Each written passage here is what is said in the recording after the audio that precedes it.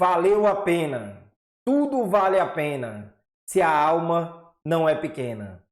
É com esses primeiros versos da grande poesia de Fernando Pessoa que iniciamos o nosso Leitura.educa de hoje, trazendo esse grande poeta português e quiçá mundial, nosso querido Fernando Pessoa. Mas vamos à nossa vinheta.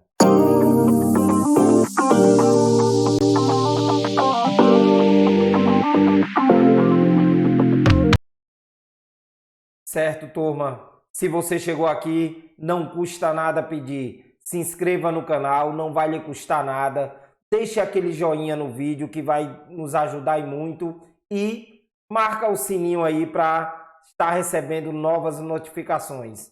Isso será de grande valia. Bom, hoje iremos tratar de Fernando Pessoa, um dos grandes nomes da poesia mundial. Um poeta cheio de mistérios, um poeta criador de outros poetas. Está aí a sua genialidade. É sobre ele que iremos falar hoje. Mas como sempre, eu preparo aquele slide para vocês, para nós podermos acompanhar. Vamos começar um pouco situando o Fernando Pessoa, onde ele está na literatura portuguesa. Vamos então ao nosso slide. Aí nós temos Fernando Pessoa, o criador de poetas, no nosso canal Leitura.educa. Fernando Pessoa e o seu lugar na literatura portuguesa. Bom, antes de mais nada, iremos falar um pouco sobre qual o momento de Fernando Pessoa na literatura, certo? Para aqueles que ainda não conhecem, que estão conhecendo agora Fernando Pessoa e não têm um bom conhecimento da literatura portuguesa. Vamos apenas fazer uma explanação rápida. Lembrando que aqui nós não vamos estar tendo como foco estudar o momento literário do autor, e sim o autor, certo? Ele está situado no modernismo em Portugal, certo? Na escola literária denominada modernismo.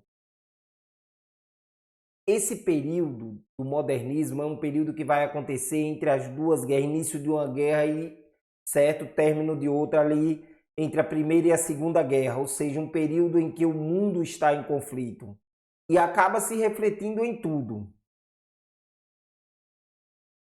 O modernismo em Portugal, ele inicia-se em 1915 com a revista Orfeu. Nesse período foi um período de grande efervescência das revistas em Portugal, revistas literárias. Essa Orfeu, que inclusive nós vamos ver que vai ter a participação de Fernando Pessoa. Outra questão do nosso fator histórico desse momento, é a proclamação da República que ocorreu em 1910 em Portugal. Nós vamos sair aí do período monárquico e entrando na proclamação da República. Temos também, como eu já disse, que o mundo está em efervescência, nós vamos ter as chamadas vanguardas europeias, que foram movimentos literários, culturais, artísticos, que buscavam romper com certos padrões existentes. Também tínhamos nesse período do modernismo em Portugal o desenvolvimento científico e tecnológico, muitas novidades, muitos acontecimentos. Então é esse momento histórico que vai permear esse movimento literário e artístico em Portugal. E em Portugal nós vamos ter também o que nós chamamos de sebastianismo. O sebastianismo é quase que um mito em Portugal. É o chamado a volta, é o passado de glória. Buscavam voltar ao passado de glória. Sebastianismo porque, lembrando o rei Dom Sebastião, que vai a uma batalha e não retorna. E nesse momento o príncipe, o rei da Espanha que assume Portugal. Então daí eles verem a chamada derrocada de Portugal, lembrando que fazendo o nosso estudo histórico, nós vamos ver que Portugal chegou a ser uma das grandes nações no período das grandes navegações. Então é esse mito do sebastianismo, do retorno que eles buscavam do sebastianismo para trazer o quê? Aquele Portugal glorioso, aquele passado cheio de glória, de conquista de Portugal. Então, esse momento também na arte, na literatura, nós vamos ver um pouco desse mito do sebastianismo. Aí um pouco das características desse movimento literário. Nós temos a ruptura com o passado, ou seja, eles vão buscar um novo presente, vão buscar um novo Portugal. Certo? Eles vão em busca de um novo Portugal, um Portugal de glória. Como se, sendo um momento de ruptura, nós vamos ter sim nessas artes o que nós chamamos de pensamento crítico e contestador a tudo que era de antes. Então vai ter esse pensamento, esse movimento crítico e contestador. E a linguagem, já aí nós vamos ter em alguns autores uma linguagem mais cotidiana. Aí nós vimos mais ou menos um pouco dessas características do contexto histórico. Aí nós vamos, o modernismo em Portugal, ele teve 3 gerações. Nós vamos falar daquela que o Fernando Pessoa mais, não que ele não esteve nas outras, mas é que ele mais teve presença. Que é na primeira geração modernista, que é a chamada de geração do orfismo. Vai surgir em 1915 e nós vamos ver com a publicação da revista Orfeu, que foi criada por Fernando Pessoa, com mais 2 poetas, que nós vamos falar orfismo por quê? Aí nós precisamos voltar à mitologia grega. Por isso que desde lá das aulas que eu venho falando de Fernando Pessoa, eu trago a importância de se estudar mitologia grega, porque ela vai estar presente em quase tudo. Aí orfismo vai lembrar um pouco o mito de Orfeu, né, que tem a sua amada, quando a sua amada morre, que ele vai para o mundo dos mortos em busca da sua amada, um dos deuses entrega ela e diz, leve-a, mas não olhe para trás. Ele tinha que vir com ela, tirar ela do mundo dos mortos, mas sem olhar para trás, senão ela viraria estátua. E foi o que aconteceu. Então eles fazem essa alusão para dizer o que? Esse movimento é aquele que não vamos mais olhar para o passado, certo? Não vamos mais olhar para o passado, vamos buscar um novo presente. Temos aí como data inicial, como movimento inicial dessa geração, a publicação do primeiro número da revista Orfeu, que inclusive só teve 2 números. Como organizadores, nós tivemos Fernando Pessoa, Mário de Sá Carneiro e Almada Negreiro. São esses os fundadores dessa revista. Aí nós vamos ter nesse primeiro momento uma influência das vanguardas denominada futurismo e expressionismo. Aí para darmos início, como eu disse, falamos um pouco apenas do momento em que surgiu Fernando Pessoa e agora falaremos um pouco sobre o poeta em si, Fernando Pessoa. Para darmos início, eu trago o poema dele, que inclusive nós vamos falar um pouco mais na frente, o poema dele, Autopsicografia, em que o poeta tenta fazer esse rebuscamento dele mesmo, a autopsicografia, como se tivesse uma alma dentro dele, falando um pouco sobre ele. Aqui nós vemos um pouco da grandiosidade de Fernando Pessoa, quando nós percebemos essa questão dele de brincar com a ação do poeta, ok? De brincar com o sentimento do poeta e de quem lê o poema. O poeta é um fingidor, finge tão completamente que chega a fingir que é dor, a dor que devera sente. E os que leem o que escreve, na dor lida sentem bem. Não as 2 que ele teve, mas só a que eles não têm. E assim nas calhas da roda gira, e assim nas calhas de roda gira, a entreter a razão, esse comboio de cordas que se chama coração. Vamos agora então falar um pouquinho da vida de Fernando Pessoa, como foi, porque é interessante nós conhecermos um pouco o lugar e um pouco da vida do autor, que muitas vezes o que acontece em sua vida, ela se reflete em sua obra. Então faz-se necessário conhecermos um pouco. Ele nasce em Lisboa no ano de 1888. A mãe, quando fica viúva, casa-se novamente com um cônsul, inclusive, o seu padrasto é cônsul, vai para a África do Sul, certo? Trabalhar lá como cônsul. Nesse momento, a família, a mãe de Fernando Pessoa está constituindo uma nova família. Então ela vai. Há conversações que dizem até que ela pensou, cogitou em não levar Fernando Pessoa nesse período, na faixa dos 5, 6 anos que ele tinha de idade. E nós vamos ver como, segundo alguns, dizem que ele conseguiu convencer a mãe. Formação em inglês. Bom, ele vai para a África do Sul com essa nova família que a mãe constitui. Lá nós vamos ver que a língua dominante vai ser, naquele período, o inglês. Então ele vai ter toda a sua formação inicial com o inglês, com a língua inglesa, o que irá ajudá-lo. É tanto que nós vamos ver que, por muito tempo, ele escreveu apenas na língua inglesa. Os seus escritos, os seus poemas que ele começa a publicar. Escreve desde a infância. Como eu já disse, nós vamos ver uma pequena quadrinha que ele faz para a mãe dele, um pequeno trecho, um pequeno verso que ele faz para a mãe dele, certo? Fantástico, isso já nesse período da infância. Depois que ele completa os estudos lá em Portugal, o que a gente poderia chamar aqui do ensino básico, certo? Ele vai fazer lá o que nós poderíamos chamar de ginásio. Inclusive, daquela época ele já era bastante premiado. Lá, algumas publicações, ou alguns concursos que ele participa dentro da própria escola, algumas produções que ele faz já são premiadas. Então, depois disso, ele retorna para Portugal. A família fica e ele retorna. Ele vem primeiro com o padrasto e a mãe, e depois retorna sozinho para daí permanecer em Lisboa até a sua morte. Ele era aquele que não tinha uma vida muito aberta, muito social, o contato dele era com poucos literatos, com poucos intelectuais, não tinha uma vida muito solta.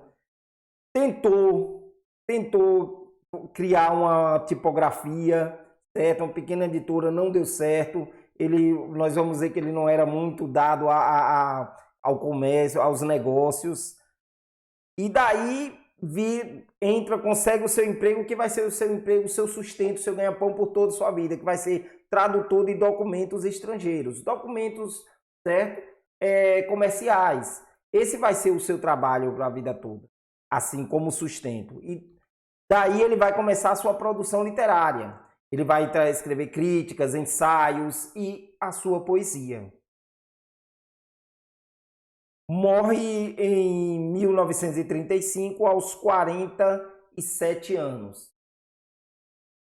Essa aí é a quadrinha que eu digo que ele escreve com 6, 7 anos para a mãe, para convencê-la de que ele deveria ir. A minha querida mamã, eis-me aqui em Portugal, nas terras onde eu nasci. Por muito que goste delas, ainda gosto mais de ti. Fantástico para uma criança na idade dele. Daí nós já vimos o surgimento do gênio do grande Fernando Pessoa. Bom, aqui nós pegamos um pouco aqui Fernando Pessoa, ortônimo e heterônimo. Aqui nós vamos ver um ponto-chave da obra machadiana, que é os seus heterônimos, que inclusive nós não vamos entrar muito nele, porque esse será um tema da nossa próxima aula, os heterônimos de Machado de Assis, os heterônimos de Fernando Pessoa. Nós vamos perceber onde está a sua genialidade. Aqui nós vamos falar um pouco da obra de Fernando Pessoa, ortônimo, ou seja, ele mesmo. Os heterônimos é como se fosse uma criação de um novo personagem. É diferente, por exemplo, de um pseudônimo, que você cria apenas um nome para não colocar o seu nome em alguma obra. Os heterônimos, nós vamos ver que Fernando Pessoa, além de criar o nome do autor, do poeta, ele ainda cria uma pequena biografia, nós vamos ver que ele cria até mapa astral desse heterônimo. Mas isso fica para outra aula, onde nós iremos discutir mais. Nós vamos falar um pouco da obra de Fernando Pessoa, ele mesmo. Aquele grafou com o pronome Fernando Pessoa. Ela vai ser dividida em poesia épica e poesia épica lírica e poesia lírica. Nós vamos ter aí o livro Mensagem, que foi o único que ele publicou, inclusive mais ou menos um ano antes da sua morte. Pouco de Fernando Pessoa foi publicado em vida, além disso. O resto foi apenas alguns publicados em revistas e coisa, não chegou a publicar livros mesmo.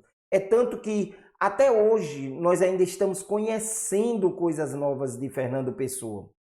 Porque muito da sua obra ele só foi descoberto após a sua morte, quando encontraram no seu apartamento uma arca, vamos dizer assim, cheia de papéis de livro, e daí eles encontraram a grande gama da obra de Fernando Pessoa, que ele escreveu em sua vida. E até hoje nós vamos perceber isso. Nós temos, por exemplo, mesmo temos outro livro que nós iremos discutir também dele, que é o livro do Desassossego, que eu tenho uma versão que eu comprei em 2015, e nós vamos perceber que ela já tinha sido republicada novamente para ser completada com novos achados feitos da sua obra. Ou seja, até hoje ainda nós não temos a obra dele completa publicada. Bom, o que é que nós vamos ver de característica na escrita de Fernando Pessoa ele mesmo? Nós vamos ter esse livro, que é o Mensagem, que é o único que ele publica em vida. O que é que nós vamos encontrar? Que também será um livro que nós vamos discutir em outra aula, apenas ele, que é um livro que você vai observar, são poucos poemas curtos, mas é um livro que tem uma grandiosidade, é um livro que tem uma vasta informação que precisa ser analisado apenas esse livro. Então nós vamos ter uma exaltação de um nacionalismo mítico, aquela questão, como nós já falamos, que era uma das características, inclusive, do movimento ao qual ele faz parte, que é o modernismo, a busca desse nacionalismo, principalmente de Portugal, referência ao sebastianismo, que nós já comentamos. Nós vamos ver isso tudo na questão do livro Mensagem, que nós vamos discutir, como eu já disse, em outra aula. Então iremos fazer uma análise mais aprofundada disso daí. Poemas curtos, como eu já disse, nós vamos ter a maioria dos poemas são poemas curtos. Poemas que ele vai e diz ali o que ele quer dizer sem muito rodeio. Mas é um livro pequeno no tamanho, na quantidade de poema, mas grandioso, imenso no seu sentido, na sua análise. Temática épica, relação com os Lusíadas. Nós temos os Lusíadas de Camões, que vocês conhecem, outro autor também português, um dos grandes poetas portugueses, clássicos portugueses, e sua obra Os Lusíadas, que é uma das grandes obras literárias em língua portuguesa. Então, a obra de Camões, de Fernando Pessoa, ela vai ter essa mensagem, vai ter um pouco de relação que nós iremos discutir melhor na aula que será sobre o livro Mensagem e o livro do Desassossego. Aqui nós temos um exemplo das características que eu acabei de falar da poesia de Fernando Pessoa, ele mesmo, e não dos seus heterônimos. Aqui nós temos Mar Português, que é uma das poesias que está presente no livro Mensagem. Ó mar salgado, quanto do teu sal são lágrimas de Portugal. Por ti cruzarmos, quantas mães choraram, quantos filhos em vão rezaram. Quem quer passar além do bojador, tem que passar além da dor. Deus ao mar o perigo e o abismo deu, mas nele é que espelha o céu. Aqui nós temos um trecho desse poema, não está o poema por inteiro. Então nós vamos ver toda essa questão da exaltação, principalmente do mar, que foi onde o Portugal foi grandioso nas navegações, toda essa cultura marítima, das navegações marítimas, toda essa riqueza tida por Portugal e o respeito tido por Portugal. É a questão dele tentar rebuscar isso, mas de uma maneira diferenciada. A segunda característica, a segunda vertente da obra de Machado de Fernando Pessoa, ortônimo, que é ele mesmo, são as poesias líricas. São as poesias líricas. Então, nós vamos ver agora um pouco dessas características. Versos livres e tradicionais, certo? Então nós vamos ter um pouco daquela questão da versificação na obra, na poesia de Fernando Pessoa ortônima. Nós vamos ter versos livres, que são aqueles que têm uma certa liberdade a mais, e já aqueles tradicionais, aqueles cânones, que seguem determinados padrões. Antissentimentalismo. Nós vamos perceber que na poesia de Fernando Pessoa ela tem um pouco desse antissentimentalismo, ela não é muito sentimental, ela é mais clara. Aí nós vamos ter o que nós chamamos de racionalismo, às vezes até um pouco exacerbado. E metalinguagem, ou seja, é aquela quando a poesia fala da própria poesia, ou do ato de escrever, ou até mesmo da questão do poeta em si, é o que nós chamamos de metalinguagem, é quando uma coisa é usada para explicar ela mesma. Como, por exemplo, a poesia usada para explicar a própria poesia, a ação do poeta. Para isso, nós trazemos novamente aqui a Autopsicografia, que é um poema dele, como é que se diz, assinado por Fernando Pessoa e não por seus heterônimos, onde ele traz aqui tentando explicar um pouco a ação do poeta, o sentimento do poeta ao escrever e do leitor quando está lendo. O poeta é um fingidor, finge tão completamente que chega a fingir que é dor a dor que devera sentes. E os que leem o que escreve, na dor lida sentem bem. Não as duas que ele teve, mas só a que eles não têm. E assim nas calhas de roda, gira, a entreter a razão, esse comboio de cordas que se chama coração. Então percebam, nós temos toda essa questão fantástica aí de Fernando Pessoa. Nós vamos ter toda essa magnitude de Fernando Pessoa, ele mesmo. Bom, gente,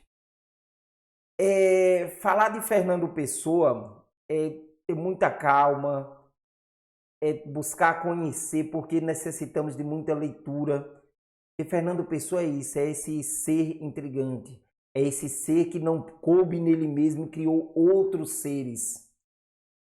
Para você ver a genialidade, para nós nos explicarmos a nós mesmos. Às vezes fica difícil, imagine a gente criar outros dentro de nós, criar de nós e tentar explicá-los, como ele fez com esses heterônimos. Ele recria, ele dá uma dimensão maior para ele mesmo ao criar esses heterônimos. E nós vamos estudar, que será tema da nossa próxima aula, nós vamos ver que são aqueles autores, eles não criou apenas um codinome para dar nome ali, para assinar a sua obra. Ele criou personagens que vão ter uma vida própria, uma característica própria diferente dele, Fernando Pessoa. A obra desses heterônimos terão características próprias. E um deles, inclusive, como ele vai dizer, vai ser o seu novo grande mestre. É genial estudar Fernando Pessoa. Então, essa foi a nossa primeira aula sobre Fernando Pessoa. Na próxima semana, traremos os heterônimos de Fernando Pessoa. A genialidade, a criação do poeta que criou outros poetas. Então, mais uma vez agradeço a todos vocês que estiveram aqui e aguardo vocês na próxima semana para conhecermos um pouquinho mais de Fernando Pessoa e os seus heterônimos.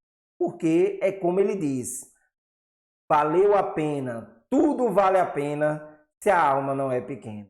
Um abraço, turma.